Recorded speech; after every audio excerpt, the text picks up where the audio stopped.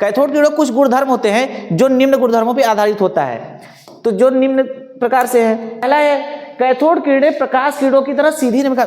जो कैथोड कीड़े होते हैं वह प्रकाश किरण की तरह एकदम सीधी रेखा में चलते हैं और ये कीड़े उच्च गलनांक धातु से टकराकर एक्स कीड़े उत्पन्न होते हैं। जो कैथोड कीड़े होते हैं वह उच्च गलनांक की धातु से, जो उनका गलनांक होता है उच्च धातु से टकराकर एक्स कीड़े उत्पन्न होते हैं और ये कीड़े फोटोग्राफिक प्लेट को प्रभावित करते हैं।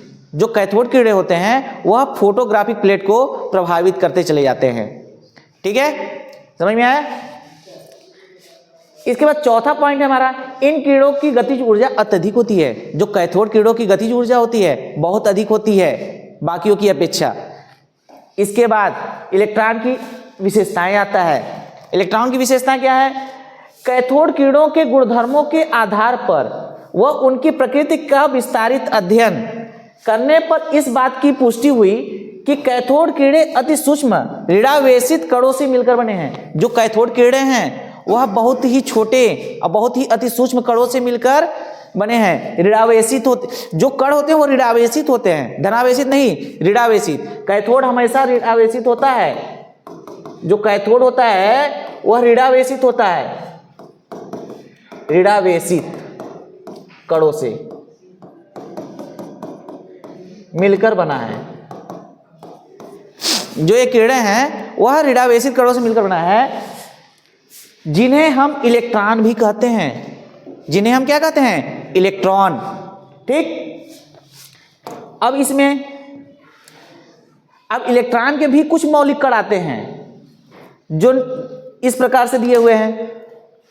अब इलेक्ट्रॉन सभी परमाणुओं का मौलिक कण है। जो इलेक्ट्रॉन होता है कोई भी परमाणु हो उसका एक मौलिक कण होता है, जिसमें द्रव्यों में विद्युत प्रवाह इलेक्ट्रॉन द्वारा होता है। जो द्रव्यों में द्रव्य पदार्थ जो होते हैं उनमें जो विद्युत प्रवाह होता है वह इलेक्ट्रॉनों के द्वारा होता है।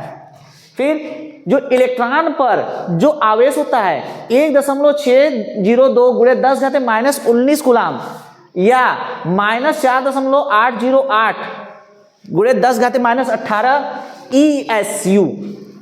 ESU ऋणावेश होता है। जो इनके ऊपर आवेश होता है ये तो 1.602 × 10⁻19 कूलाम या ESU पूछेगा तो -4.808 × 10⁻18 ESU बताएंगे। ये बहुविकल्पी में क्वेश्चन पूछा जाता है।